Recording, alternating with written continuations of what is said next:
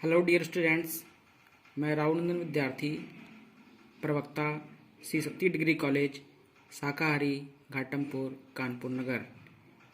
Dear students, आज आपको विषय पढ़ना है कला एवं संगीत, जिसके अंतर्गत आज हमारा नया चैप्टर शुरू होगा और उस नए चैप्टर के बारे में हम आज आपको बताएंगे। तो डियर स्टूडेंट्स, जिस तरीके से आपने नोट्स बनाए हैं उसी तरीके से उसी नोट्स में आप इसको कंटिन्यू रखेंगे, क्योंकि ये इसका आपका अगला चैप्टर है। तो आज हमारा अगला चैप्टर का नाम है वंदना, भजन, स्थानीय लोकगीत, ऋतुओं एवं मौसम संबंधी गीत, राष्ट्रीय एकता, जिसके अंतर्गत देशगान और राष्ट्रगान संबंधी गीतों का ज्ञान।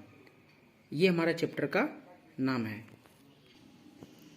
तो इसके अंतर्गत सबसे पहली हमारी हेडिंग है वंदना, और हम इस वंदना के बारे में जानेंगे। जैसे कि हमें सबको पता है कि वंदना, जिसको हम इंग्लिश में प्रे बोलते हैं, और जब से हमने स्कूल में प्रवेश लिया है, जब से अब छात्र स्कूल जाना शुरू करता है, तो सबसे पहला विद्यालय में जाने की सबसे पहली प्रक्रिया होती है वंदना। जिस तरीके से अपने महाविद्यालय में भी आप लोग सभी लोग प्रे के लिए जाते हैं। तो स्कूल प्रारंभ करने का सबसे पहला यानी कि शुरुआत ही हमारी वंदना से होती है। तो आप समझ सकते हैं कि वंदना कितनी महत्वपूर्ण होती है किसी भी छात्र के लिए। तो जब विद्यालय जब जाते हैं, तो उसमें विद्यालय आते समय क्या होता है कि हमारे मन में घर, परिवार, पर्यावरण की जो परिस्थितियों से संबंधित कई तरह के विचार होते हैं, वह जो होता है उनको अध्ययन के लिए हमें इन विचारों को त्याग कर एकाग्रचित होकर होना आवश्यक होता है। तो हम क्या करते, उसके लिए हमको क्या करनी पड़ती है, एकाग्रता को एकत्रित करने के लिए हमको वंदना की आवश्यकता होती है। और वंदना के माध्यम से हम क्या करते हैं कि वंदना के रूप में जब हम आंखें बंद कर हाथ जोड़कर ईश्वर का ध्यान करते हैं, तब हमारे मन में आत्मविश्वास का संचार होता है और संगीत पक्ष हमारे मस्तिष्क को चेतना, स्फूर्ति एवं शांति प्रदान करता है। तो डियर स्टूडेंट्स, जो वंदना होती है वह संगीत और आध्यात्म दोनों से जुड़ी हुई एक बहुत ही अच्छा माध्यम होता है हमें ईश्वर को याद करने का और अपने अंदर स्फूर्ति पैदा करने का। तो वंदनाएं कई तरीके की होती हैं। जैसे कि अपने महाविद्यालय में क्या है, अपने महाविद्यालय में दो वंदना है, एक मातृ पितृ वंदना है और एक ईश वंदना है। ठीक है, मातृ पितृ वंदना आप लोगों को सभी को कंठस्थ है और सरस्वती वंदना भी आप सभी को अच्छे से कंठस्थ है। तो ये वंदना तो आपको पता ही है। इसके अलावा भी एक दो बहुत महत्वपूर्ण हैं, जिनको मैं आपको बता देता हूँ उनके नोट्स, और आप उनको डाउनलोड कर सकते हो। एक तो है बहुत फेमस, हे शारदे माँ, हे शारदे माँ, अज्ञानता से हमें तार दे माँ। एक तो आपका ये है। आप दूसरी पीरियड जो है वो आपके महाविद्यालय में होती है, वो आपको पता है। और ईश वंदना के अंतर्गत एक बहुत ही फेमस वंदना है, दया कर दान भक्ति का हमें परमात्मा देना। तो ये प्रेयर भी जो है, इसके नोट्स आप इसको यूट्यूब से या गूगल के माध्यम से डाउनलोड कर सकते हैं और इसको आप लोग उसमें लिख सकते हैं। तो वंदना के बारे में हमने आपको बता दिया कि वंदना क्या होता है। इसके बाद अगला होता है भजन। भजन में क्या है, यह भी जो होता है, ये भी क्या है कि भजन भी वंदना का ही रूप है, जिसे ईश्वर के प्रति आभार प्रकट करने और ईश्वर की भक्ति आराधना के उद्देश्य से गाया जाता है। भजन सद्गुणों या सद्विचारों को आधार मानकर भी गाए जाते हैं। भजन गायन से आध्यात्मिक वातावरण का निर्माण होता है तथा हम ईश्वर के प्रति नतमस्तक होते हैं। तो भजन आप सभी लोग जानते होंगे कि किस तरह के भजन होते हैं। एक भजन होता है लोक भजन, यानी कि स्थानीय भाषा में गाए जाने वाले भजन लोक भजन कहलाते हैं। तो आपने देखा होगा कि जो हमारे यहाँ जब पाक होता है या किसी अन्य कोई कार्यक्रम होता है तो उसमें स्थानीय लोकगीत यानी कि जो आपको ना तो फिल्मी के रूप में मिलेंगे, फिल्मों में गाए जाने मिलेंगे, ना ही आपको वो किसी अन्य माध्यम से मिलेंगे और ना ही उनका कोई आपको रिकॉर्ड मिलेगा। वे सारे भजन लोक भाषा में गाए जाते हैं। तो स्थानीय भाषा में गाए जाने वाले भजन जो होते हैं वह लोक भजन कहलाते हैं। नेक्स्ट है आपका स्थानीय लोकगीत। यह जो इस चैप्टर का सबसे प्रमुख पार्ट है स्थानीय लोकगीत, क्योंकि यह सभी क्षेत्रों में अपनी भाषा में, अपनी लोकल भाषा में गाया जाने वाला गीत है और मनोरंजन का सबसे बड़ा साधन अब तक माना जाता रहा है। तो इसमें क्या है, विभिन्न ऋतुओं, त्योहारों, मांगलिक अवसरों आदि पर प्रदेश विशेष की भाषा में गाए जाने वाले गीतों को स्थानीय लोकगीत कहते हैं। शास्त्रीय संगीत भी लोकगीतों से ही बने हैं। जब इसमें जटिलता एवं धूरता लाई जाती है तो ये शास्त्रीय संगीत ही बन जाते हैं। यानी कि शास्त्रीय जो संगीत होता है उसमें क्या होता है कि वह कई आलापों, रागों, गणित और मात्राओं के आधार पर गाया जाता है, जबकि लोकगीत होता है वह सिंपल होता है, साधारण होता है, उसकी भाषा सरल होती है। लेकिन उन्हीं सरल भाषाओं में जब हम मात्राओं, तालों और ठेकों का प्रयोग करने लगते हैं तो उसमें क्या हो जाता है, उसमें जटिलता आ जाती है और दूरता आ जाती है, जिससे वह शास्त्रीय संगीत के माध्यम के रूप में परिवर्तित हो जाता है। जो लोकगीत होते हैं वह हमें भारतीय पारंपरिक जागृत का दर्शन कराते हैं और इस प्रकार जन समुदाय के द्वारा गाए जाने वाले पारंपरिक गीत लोकगीत कहलाते हैं।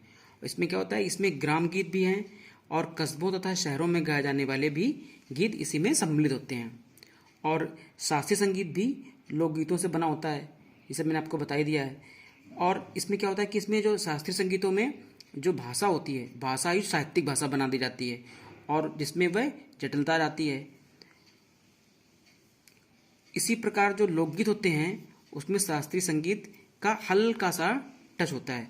जैसे संस्कृत कभी कभी जनसाधारण की भाषा भी थी, समय पाकर पाली जनता की भाषा हो गई और संस्कृत केवल पंडित लोगों की भाषा ही रह गई। लोकगीतों में क्या हुआ, लोकगीतों में कालांतर में परिवर्तित हो जाते हैं और गायकी में भी अंतर आ जाता है। और जो अगर हम बात करें कि पहले की, तो जो आदि मानव था तो आदि मानव का भी ऐसा कोई संगीत नहीं हुआ करता था जैसा कि आज का मानव गाता है। यदि हम आदिम जातियों के लोकगीतों का अध्ययन करते हैं तो ज्ञात होता है कि वे राग रागनियों और संगीत में अधिक थे। वह गायन के कौशल में बहुत ज़्यादा पारंगत थे। उस समय उनके जो गायन में स्वर प्रसार था वह कम था, तो इसमें उनके स्वरों का भी प्रयोग बहुत कम पाया जाता था। इस प्रकार लोकगीतों का स्वरों में तथा उनकी धुनों में थोड़ा थोड़ा परिवर्तन होता रहता है और जिस देश के लोकगीत आकर्षक और कलापूर्ण होते हैं उनका शास्त्रीय संगीत भी उतना ही संपन्न और समृद्ध माना जाता है। लोकगीत और शास्त्रीय संगीत एक दूसरे से प्रभावित होते रहते हैं। संसार के सभी देशों में लोकगीत गाए जाते हैं। सबसे पहले जब से भाषा की उत्पत्ति हुई है एवं मानव ने जो पारिवारिक एवं सामाजिक जीवन प्रारंभ किया है तभी से इनका प्रादुर्भाव हुआ है। हमारे देश के प्रत्येक प्रांत में लोकगीतों में भाव की दृष्टि से समानता पाई जाती है। भाषा का अंतर जो है अवश्य बदल जाता है। उत्तर प्रदेश में जो भाषा का, उत्तर प्रदेश की भाषा जो है वो अलग है, बिहार की भाषा अलग है, पंजाब की भाषा अलग है।